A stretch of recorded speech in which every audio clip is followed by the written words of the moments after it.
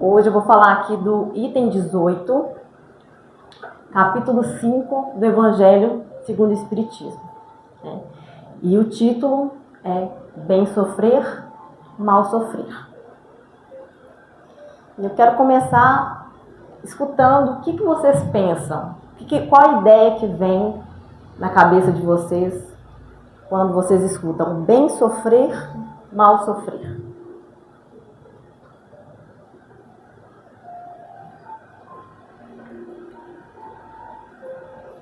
Qual a ideia? Ninguém, gente?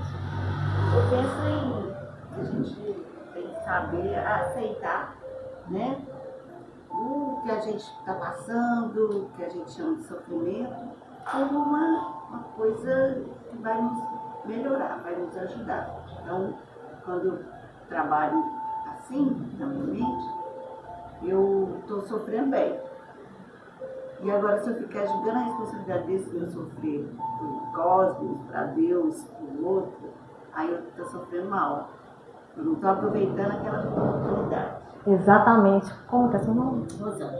Rosângela, o pessoal de trás não deve ter escutado. A Rosângela falou que bem sofrer é quando a gente aceita, né, o sofrimento, não vai brigar com ele, vai aceitar. E mal sofrer é quando a gente não está aceitando, está brigando, está revoltado. E a palestra hoje gira tudo em torno exatamente do que ela falou. E o texto começa com uma citação bem conhecida de Cristo.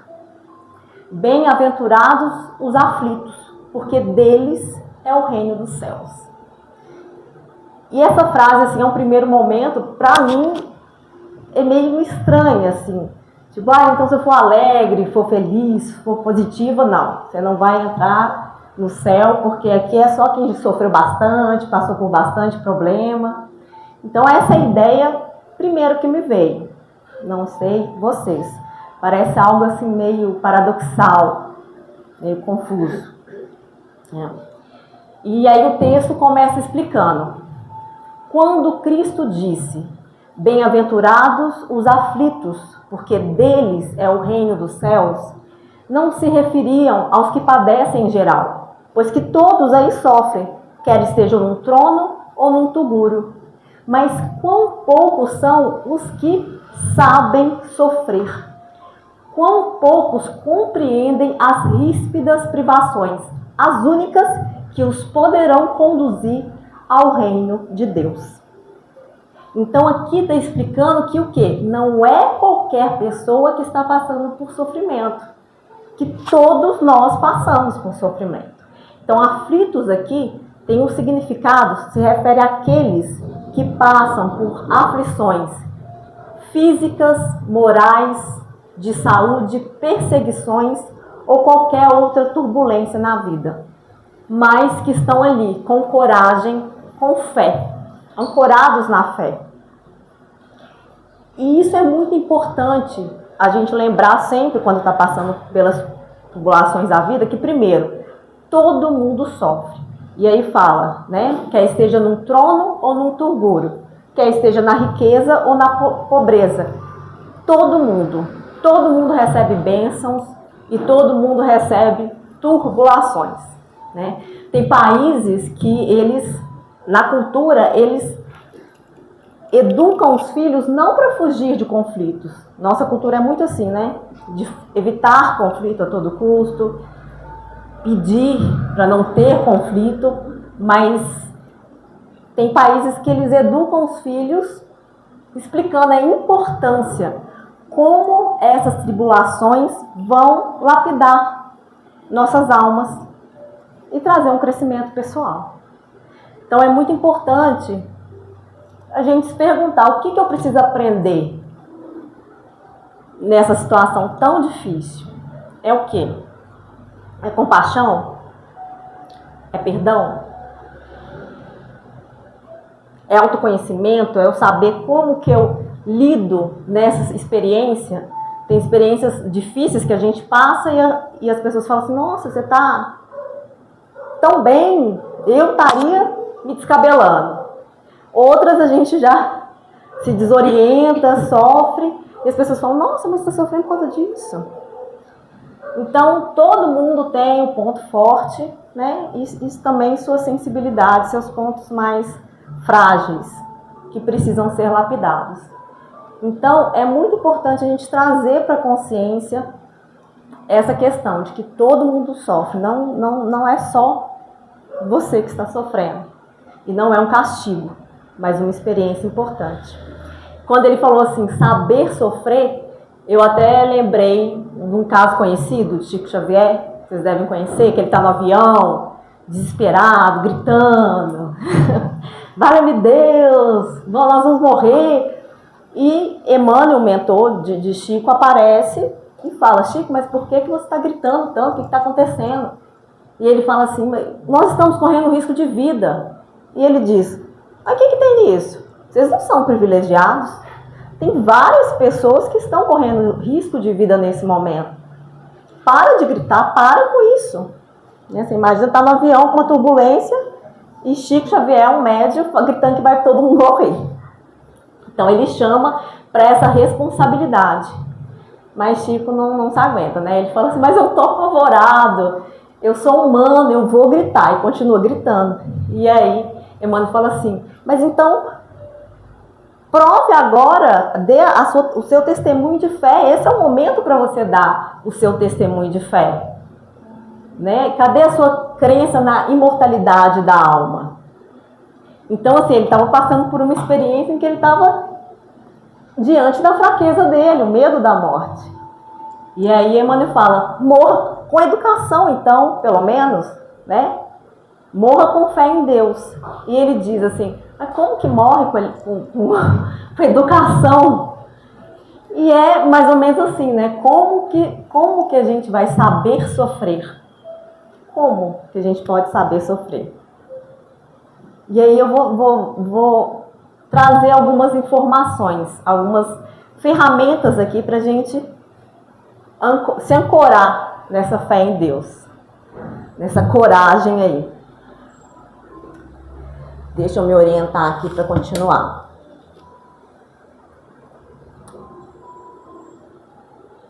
Então, é uma ferramenta de autoconhecimento, né? E tem outro caso também que eu me lembrei de Chico, que eu gosto muito das histórias dele. Não sei se vocês conhecem. A vizinha dele, ele está atrasado, saindo para o trabalho, e a vizinha dele vai atrás dele e quer tirar uma dúvida com ele, quer conversar com ele por um momento. E aí Chico diz que não pode. Chico diz, não, eu estou atrasado, eu posso te atender depois. Emmanuel puxa a orelha de Chico e diz assim, você não vai demorar nem 5 minutos com ela. Isso não vai lhe fazer falta. Vá e atenda a sua vizinha. E ele não levou nem 5 minutos, conversou com ela e ela ficou tão grata que no final ela falou, vá com Deus, seu Chico. Com tanta gratidão que Emmanuel falou assim, agora olha para trás. E quando ele olhou, ela estava com uma luz muito linda em volta dela. Né? Ela estava vibrando gratidão. E essa luz estava se estendendo até ele. Então ele ficou muito emocionado e teve ali uma lição, né, de compaixão. E então é isso. Toda dificuldade, toda turbulência, ela vai nos trazer um aprendizado muito valioso, que é importante para o nosso aperfeiçoamento pessoal, sempre.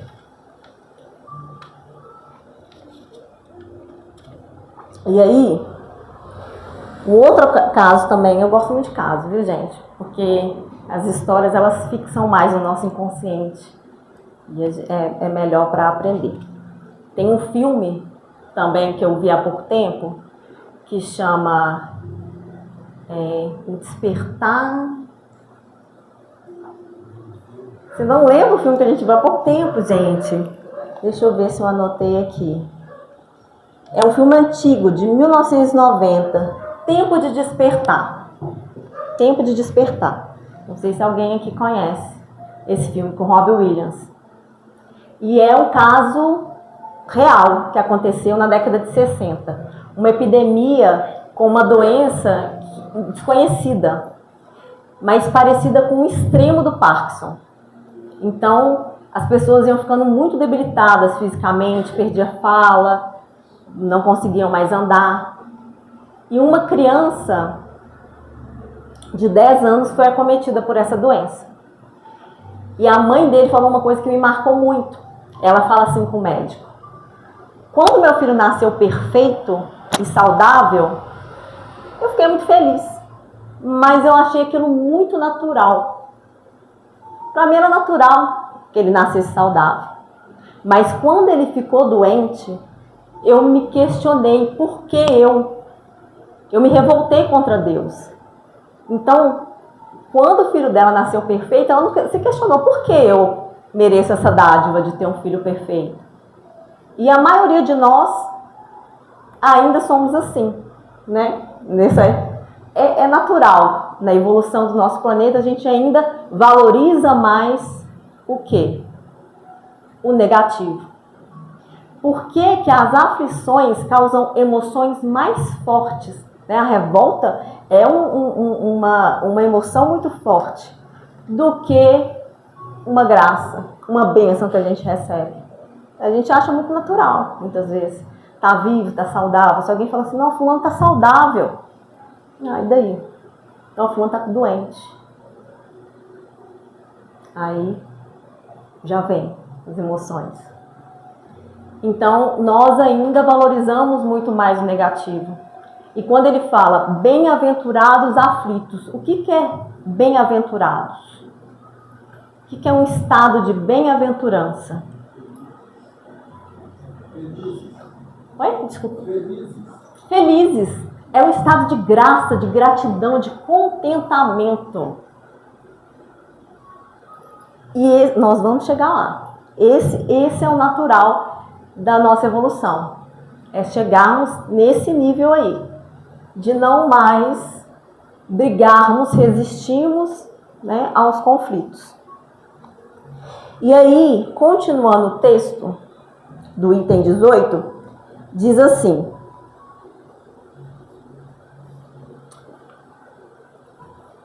o desânimo é uma falta, e Deus vos recusa consolações, porque vos falta coragem. Preciso é que se apoie em viva confiança na bondade de Deus. E tá vendo? O texto todo o tempo volta nisso. Nos ancorarmos na fé em Deus, na bondade de Deus. E aí chamou a atenção aqui a prece. Né? Muitas vezes eu pelo menos, né, aprendi muito a orar pedindo para não ter o conflito. Ou para que o conflito seja resolvido. Para Deus resolver o conflito para mim. Né? Mas a prece, a melhor prece é que seja feita a vontade de Deus. Que seja feita a vontade de Deus. E é fácil. Pensa nessa mãe. É fácil. E a gente fala muito no automático, né? Isso, exatamente. No Pai Nosso. O pão nosso de cada dia nos dai hoje. A gente fala com... Tenho certeza que eu quero o pão nosso de cada dia. Na hora que fala. Mas que seja feita a sua vontade. A gente fala da boca para fora. Da boca para fora. E é um processo de confiança, de, né, chegarmos a essa frequência de Deus, a essa bem-aventurança, essa felicidade real e ancorada, onde nada externo vai nos desestabilizar. E é muito importante, primeiro, né, que eu falei lá, primeiro a gente lembrar no momento de que não somos os únicos, né, que todo mundo sofre. Trazer isso para a consciência já ajuda que você não é privilegiado, né, não precisa chilicar, não é privilegiado. Todo mundo passa por essas tribulações da vida. Né? E segundo, é importante a gente lembrar de como nossa percepção é limitada. Como não sabemos o que pedir. Nós não sabemos o que é bom. O que é realmente bom para nós. Por isso a importância de que seja feita a sua vontade. Antônio Senna, um piloto brasileiro, em 2021, em fevereiro de 2021, ele estava pilotando lá a aeronave e o motor começou a falhar. Ele teve que fazer um pouso forçado. Ele sobreviveu a esse pouso forçado, mas ele caiu na selva amazônica e ficou perdido. Chovia incessantemente. E o que vocês acham que ele pediu o tempo todo? Para parar de chover.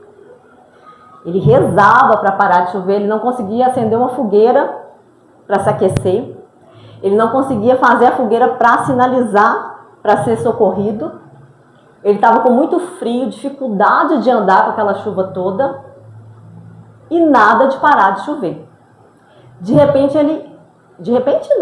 de 36 dias, ele escutou uma motosserra e foi em direção a essa motosserra e achou um acampamento de uns castanheiros, o pessoal lá que colhia castanhas. Eles cuidaram dele, ele estava muito debilitado, desnutrido, e ele agradeceu muito, ficou muito agradecido.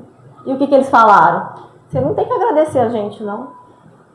Você tem que agradecer a chuva, porque nós chegamos aqui de barco.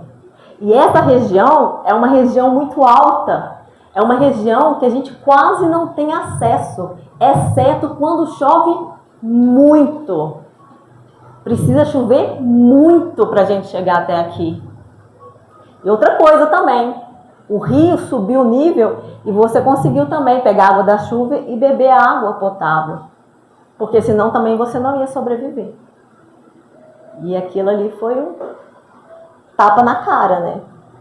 Porque ele disse que teve hora que ele amaldiçoou a chuva. Porque ele se sentia o quê? Como se ele estivesse sendo castigado. Caiu lá e ainda a chuva incessante. Então, nossa percepção é muito limitada. E muitas vezes as bênçãos que a gente recebe, a gente não consegue perceber. Então, deixa eu ver aqui.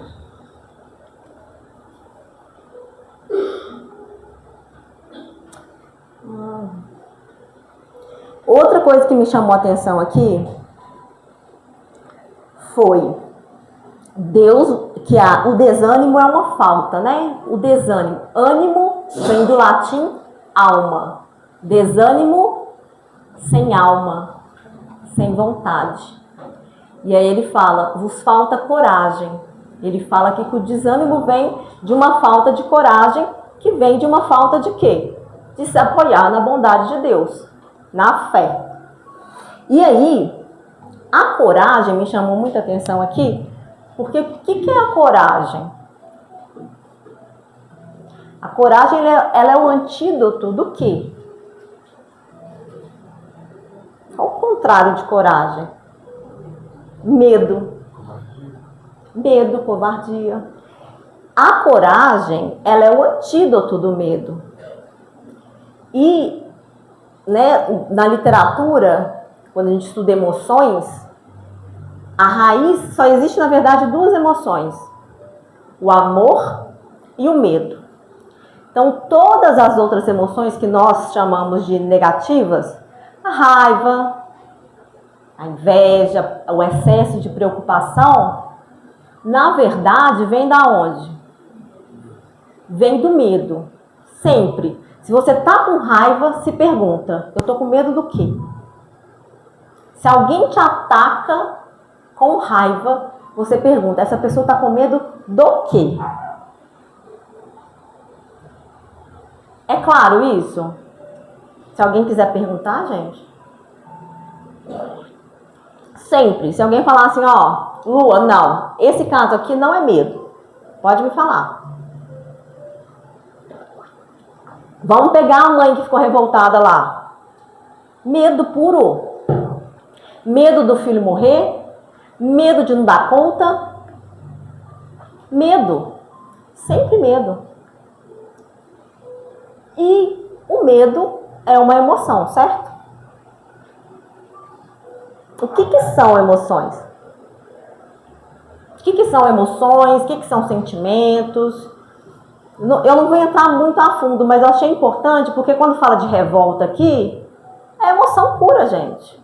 E no final ele vai falar de controlar as emoções. Mas a gente precisa entender o que são as emoções, porque geralmente a gente tem uma ideia muito abstrata de emoção, né? Uma coisa muito vaga, assim. Mas o que são emoções? Não sabe? Os pensamentos. Vamos chegar aí. Emoções, gente. Pensa em uma coisa mais concreta. Vamos tornar a emoção mais concreta. Emoções são substâncias químicas produzidas no cérebro. Somente isso. Emoções são substâncias químicas. São neurotransmissores. E o que é o sentimento?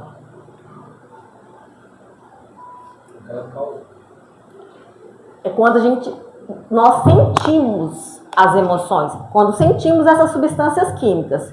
Então, produziu essas substâncias químicas, no nosso corpo é cheio de receptor, de emoções, de neurotransmissores. Principalmente aonde? Aqui, plexo solar, estômago, plexo cardíaco, coração. Então, produzir substâncias químicas ruins, né, que não são ruins, mas em excesso, sim, vão prejudicar. Eu tô com medo, o que eu sinto? Dói a barriga, dói o estômago, gastrite, coração, altera a pressão, altera a frequência cardíaca, dói o peito, a gente acha que a gente vai infartar. Por quê? Aquelas substâncias químicas se ligaram aos receptores ali do seu corpo. E se ficar muito tempo estimulado, começam o quê? As doenças. Então, o medo, ele causa isso. Substâncias químicas ruins, se elas estiverem em excesso. E da onde que nascem as emoções? Como que essas substâncias químicas são produzidas? Através do quê? Pensamento.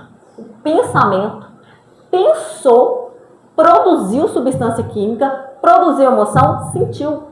Pensou, produziu, sentiu. São as emoções. Pensa positivo, pensa negativo. E aí ele fala, nos falta coragem. Tá faltando o quê? Os pensamentos aí positivos, ligados a quê? A fé a Deus, de que Ele é bom, né? Lembram da história de Jó? Do Antigo Testamento? História maravilhosa de Jó. Ele tem muita fé. Satanás tenta ele, fala assim, você só tem fé porque você é abençoado. Ele, de fato, se sentia muito abençoado, era rico, família linda, tudo perfeito. Muitos amigos que amavam ele demais, casa sempre cheia, funcionários que amavam ele. Satanás falou, é só por causa disso que você tem fé. Vamos tirar isso tudo aí e ver o que acontece. E Deus, não era a vontade de Deus, mas ele permitiu. Ele permitiu que ele se conhecesse. Ele se conhecia na riqueza, na abundância. Vamos tirar. O que sobra? E Deus deixou, porque sabia que o quê? Que ele dava conta. Porque se Deus soubesse que ele não estava nesse estágio evolutivo, ele não deixava, não. Então é se apoiar na firme confiança na bondade de Deus. O que ele acha, o que ele sabe, ele nos conhece mais do que nós mesmos, nos criou. Ele não deixa passar, ele não deixa acontecer. E todo mundo aqui deve ter um caso de alguma coisa que sabe que ia acontecer, ou que estava prestes a acontecer, e Deus, ó, não permitiu. Talvez naquele momento. Então, é isso. Deixa eu seguir aqui.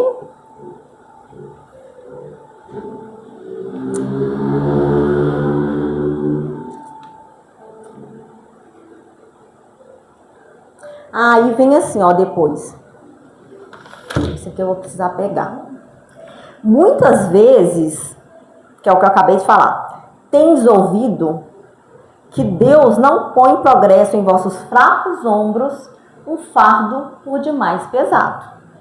É isso, e não põe. Pois o fardo é proporcional às forças, como a recompensa será proporcional à resignação e à coragem. E aí está falando justamente isso. E aqui resignação, o significado de resignação é aceitação paciente e serena de infortúnios, dor ou vontade divina. Submissão voluntária sem revolta, que são os aflitos, né? E aí,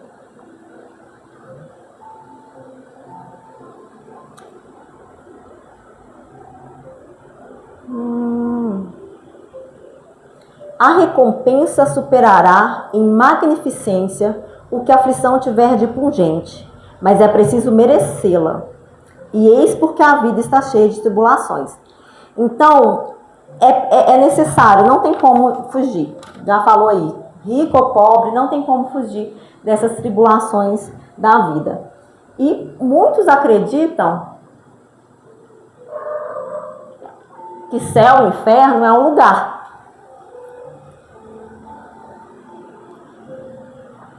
E muitos dizem que céu e inferno é aqui e agora. E aí, falando de emoções, né? Tem uma história que eu gosto muito, que é de um guerreiro. O guerreiro foi procurar um mestre zen.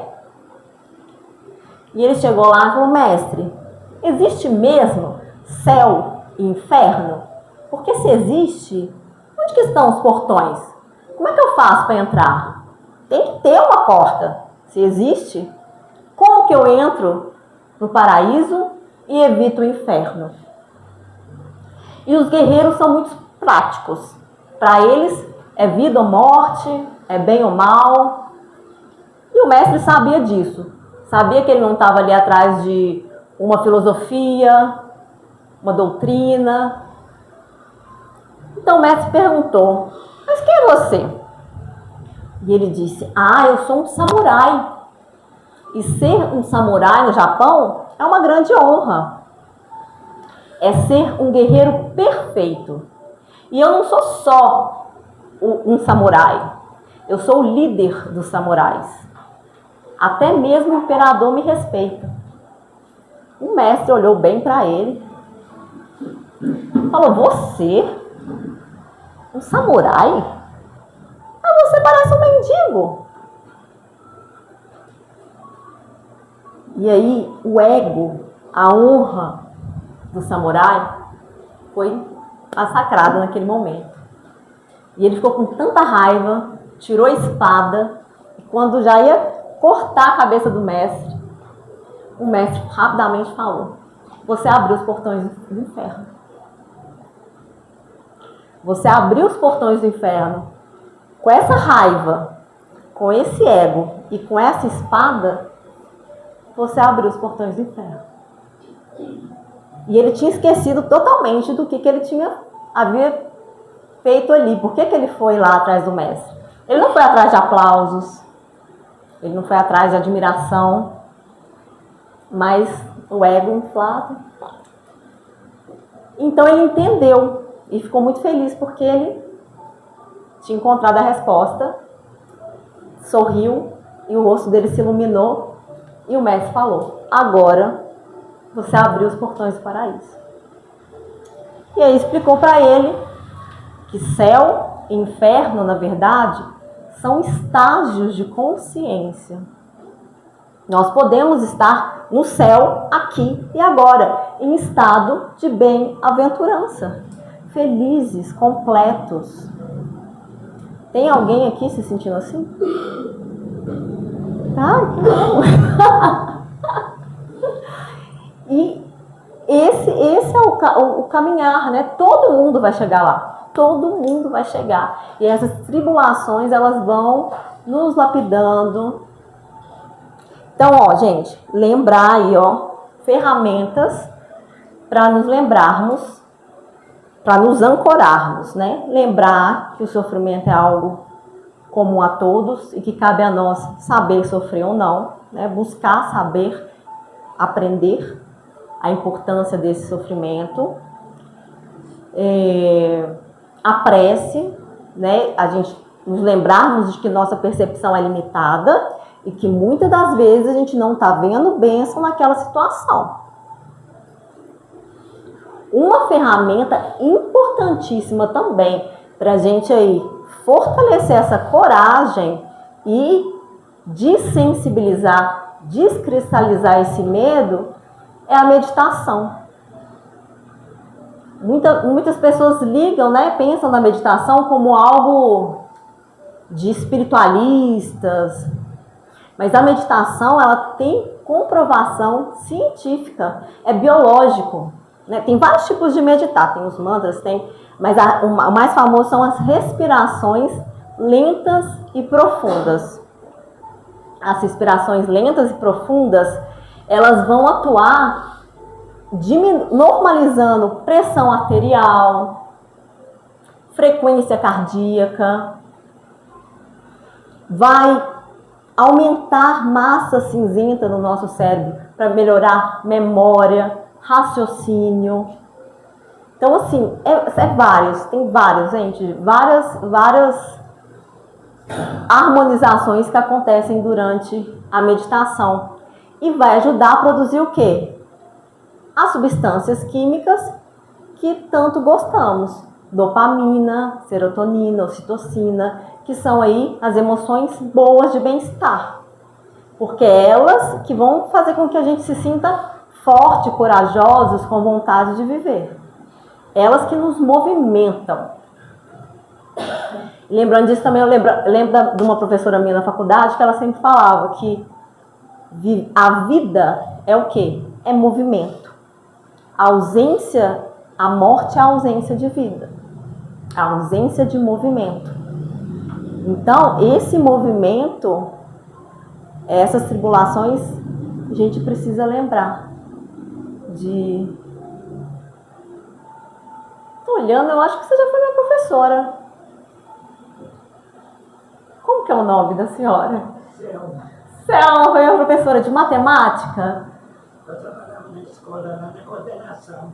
Na coordenação do Carlos Lacerda. Isso mesmo. Depois dia também eu ia para Também. toda emocionada. Que legal. Que bom, Revela. Tô lembrando, viu? Meu marido falou, eu sou danada pra olhar assim e passar vergonha.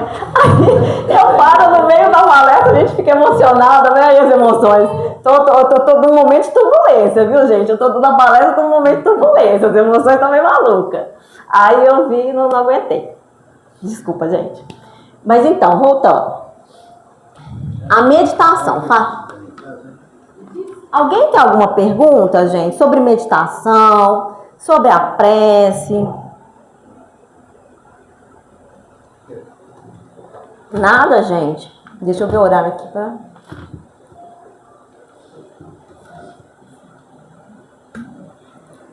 Horário. O apego também adoece muitas pessoas, viu? O quê? Apego. Que vem do quê?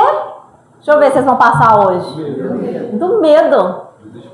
Medo de perder, medo de ficar sozinho, medo de não ter aquela convivência, aquele contato, né? Vai perder o quê? Os neurotransmissores. Se eu tô com medo de perder a pessoa, se eu tenho apego a ela, quer dizer que ela me faz produzir substâncias químicas o quê? Boas, positivas. Cheira o bebê pra você ver se não produz ocitocina na hora, principalmente nas mulheres.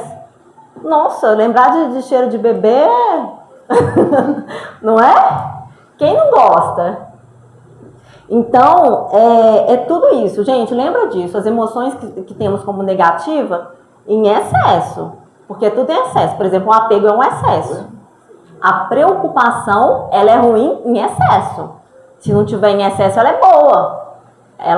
A gente se organiza. Né? Ela nos ajuda. Só porque eu tive a preocupação aqui hoje é que eu fiz aqui minha organização para poder, né, conseguir desenvolver. Mas a preocupação ela é importante. O excesso é que não é bom, que vai ficar ali estimulando os receptores, estimulando, e vem as doenças aí, né? Gastrite, pressão alta. Peraí. Continuando o texto, então. O soldado que não é destacado para o combate não vive satisfeito, porque o descanso da luta não lhe faculta o progresso, que é o que fala o tempo todo. Vida é o quê? Movimento. Então a gente precisa de movimento. Esse planetinha aqui é um planetinha de dualidade.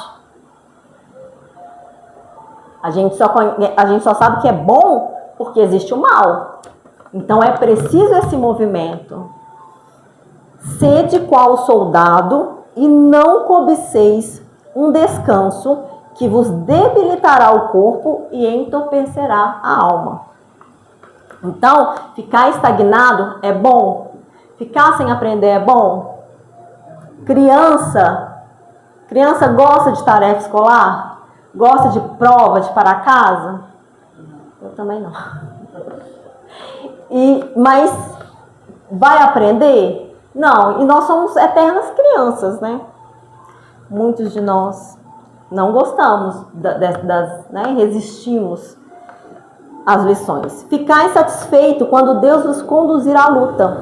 Não essa luta no fogo da batalha, mas contra as amarguras da vida, onde é preciso, por vezes, haver maior coragem, ou a coragem de novo, do que num combate sangrento. Pois aquele que permanece firme ante o inimigo se curvará ao assalto de uma aflição moral. Acorado em Deus, ninguém derruba. Não vai ter dor moral, não vai ter dor emocional, não vai ter nada. O homem não tem recompensa aqui por essa espécie de valentia, mas Deus há de premiá-lo e dar-lhe um glorioso posto. Gente, e isso é gratificante. Imagina você viver em estado de graça, por si só, já é uma grande recompensa. Porque tudo que a gente busca, tudo que a gente vai atrás, a gente está buscando para quê? Para ter esse estado aí de bem-aventurança. Para que quer dinheiro? Para que quer casa, carro, apartamento? Para que quer? Para que quer namorado? Para que quer relacionamento? É para produzir substâncias químicas boas. É isso que a gente busca o tempo todo. Substâncias químicas boas. Lembrem-se disso. Quando tiverdes motivo para sofrimentos e contrariedades, procurai sobrepor-vos a tudo. E quando chegardes a dominar os impulsos da impaciência, da cólera e do desespero, dizei convosco mesmo, cheio de justificada satisfação: fui o mais forte. Fui o mais forte. Então a gente é mais forte quando a gente aprende a controlar, a produzir as emoções certas. Através do quê? Através do que vai produzir as substâncias químicas lá, as emoções boas? Alguém falou? Não escutei. Pensamento. Olha. Pensamento, gente. É controlar o pensamento. É fácil? Não. Porque o pensamento nasce do inconsciente. A maioria deles não é da consciência, é do inconsciente. Então, o que aprendemos lá na infância como uma situação ruim, nós vamos, o brota automático. Por isso que o orar e vigiai. É rápido. Aconteceu tô saindo de casa, tava um sol tremendo. Na hora que eu saio, vem a chuva danada. Automaticamente eu já percebo aquilo como ruim. Eu aprendi isso desde pequena, que na hora de sair, vai ter dificuldades, né? Na vivência, vai aprendendo isso. E vai começando a julgar situações como boas ou ruins. Quando, na verdade, a chuva pode atrasar, pode evitar um acidente, pode evitar uma situação, pode ser uma bênção, né? Então, a gente lembrar disso. Percepção nossa é limitada. Nós não sabemos vigiar, ver como nasceu essa emoção, como você produziu essa substância química, por que você estava bem e de repente mudou seu humor. Será que foi um vizinho que te abordou, você estava com pressa? São coisas pequenas, né, que às vezes já modifica todas as nossas emoções, todo o nosso estado de consciência. E aí, dizem também que no campo de concentração, isso é fato, viu, gente? Eles fizeram uma pesquisa e viram que os sobreviventes eram aqueles que não ficaram se lamentando, desesperados.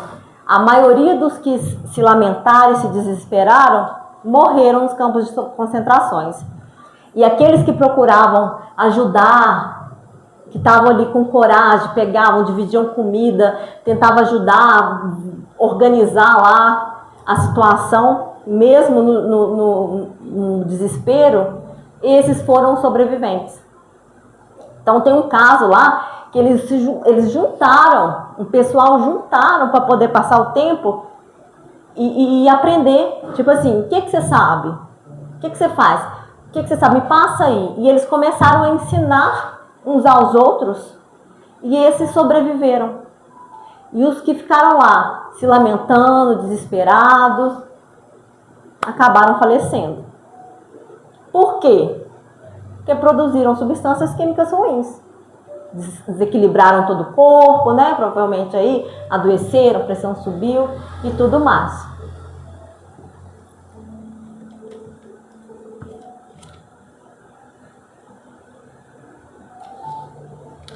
E aí termina assim, ó. Bem-aventurados aflitos, também se pode assim traduzir. Bem-aventurados aqueles que tiveram ocasião de provar a sua fé. Então, gente, olha só, a história, ela vai se repetindo. A prova, a aprovação, ela vai se repetindo. Até a gente aprender a estar ancorado na fé. Então, bem-aventurados aqueles que tiveram ocasião de provar a sua fé. Lembra lá do Chico? Que Emmanuel fala? Dê testemunho da sua fé. Cadê que você acredita na vida eterna? Na vida após a morte?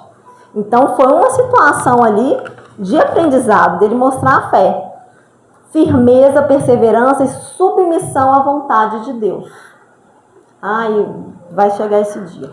Pois esses terão ao cêntuplo a alegria que lhes faltara na terra, sobrevindo-lhes o descanso depois do trabalho. E é isso. Depois de tanto passar por tantas provações, sabendo a importância, praticando a fé, praticando a resiliência, praticando o pensamento positivo, aprendendo a produzir sempre substância. Depois que, né, Cristo, Buda, esses tidos como iluminados, eles controlavam ali, o externo não influenciava mais eles, né? Eles influenciavam o externo. Era o contrário. Por quê? Conseguiu controlar as emoções, aprendeu a produzir essas substâncias químicas. E aí, ninguém me pergunta? No caso medo, então eu vejo ele com uma pergunta, tá? Que é interessante a gente ter medo.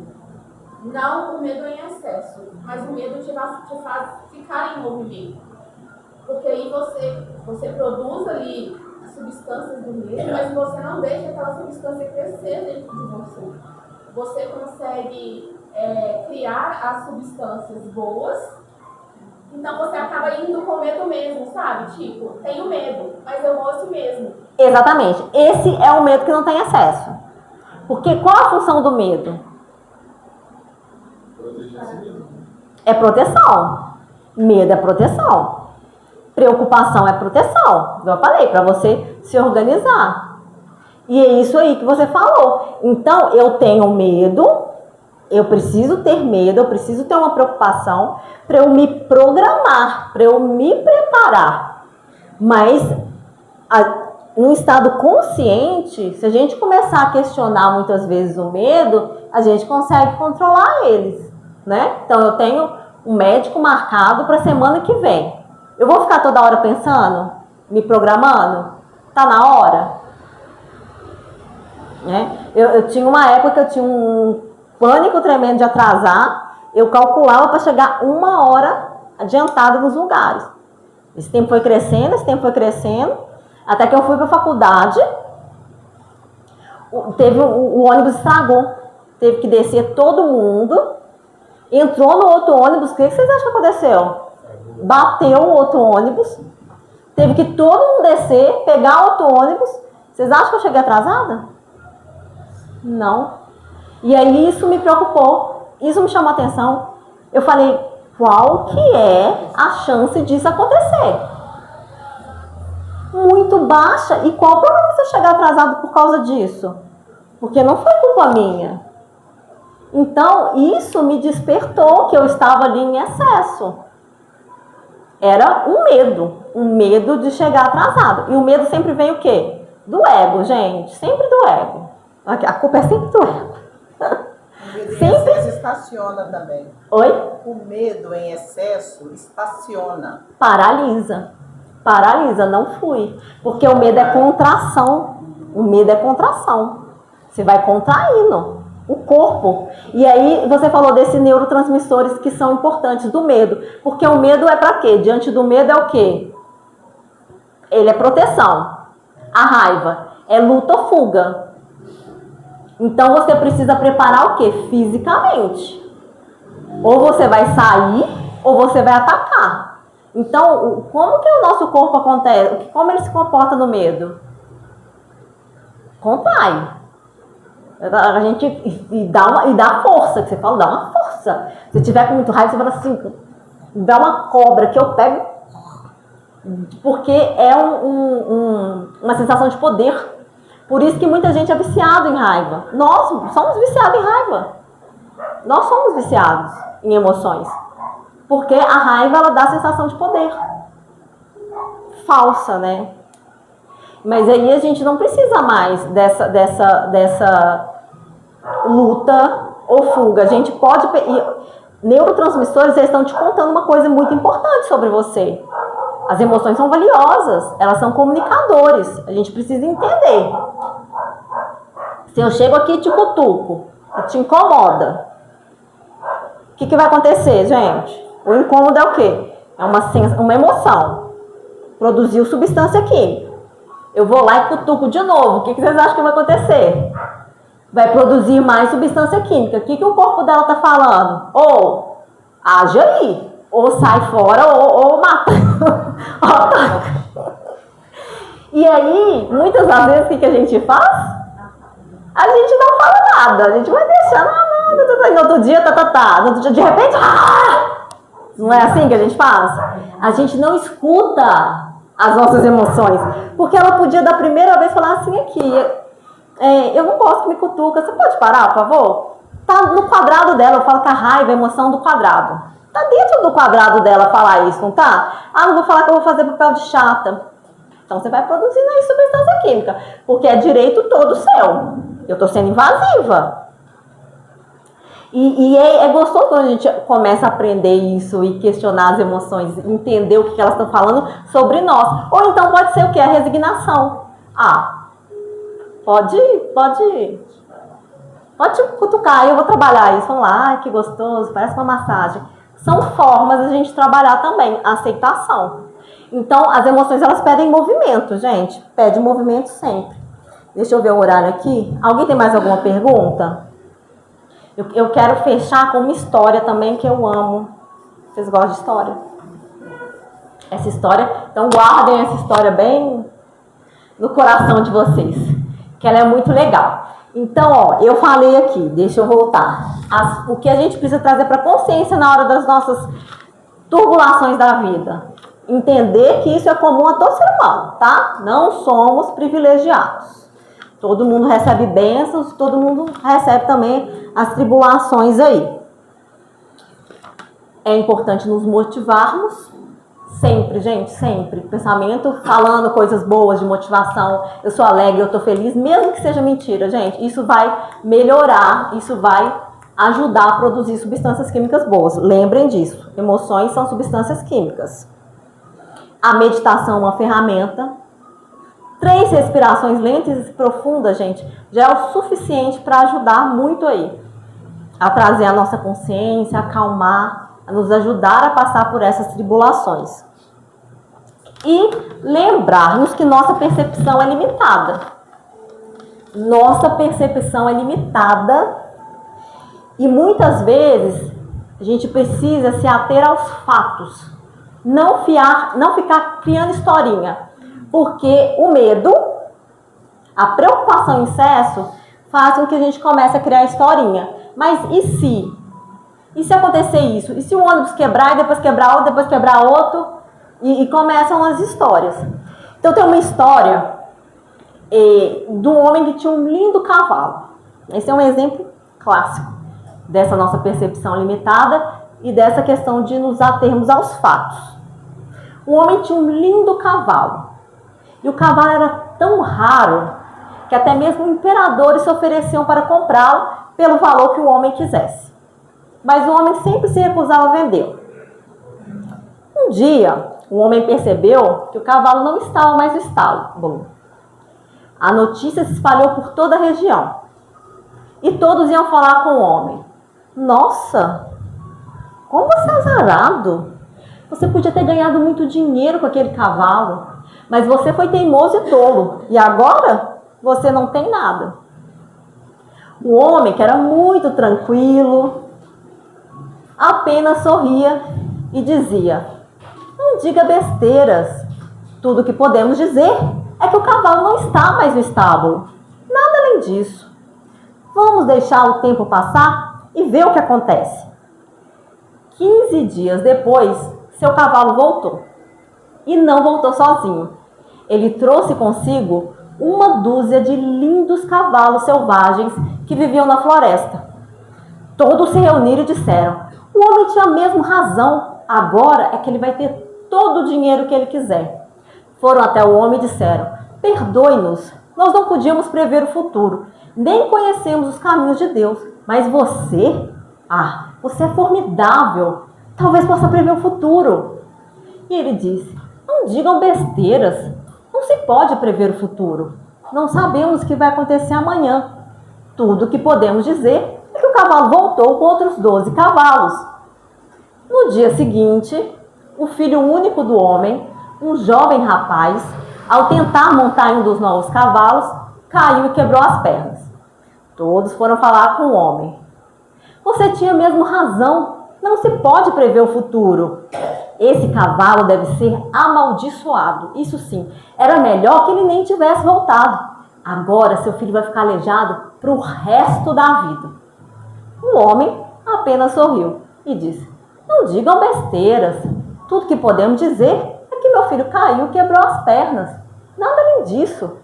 Vamos deixar o tempo passar, vamos ver o que acontece. Uma semana depois, os homens do governo levaram à força todos os jovens da região, porque haveria uma guerra.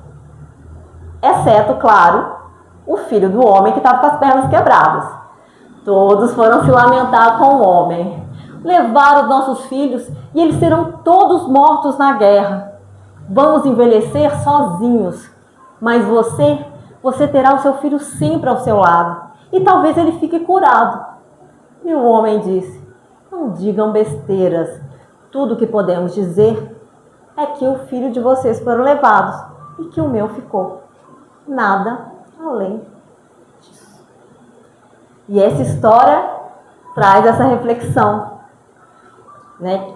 Que a gente muitas vezes não enxerga as dádivas que estão nos acontecimentos. Como que a nossa percepção é limitada e também que a gente precisa se ater ali somente aos fatos.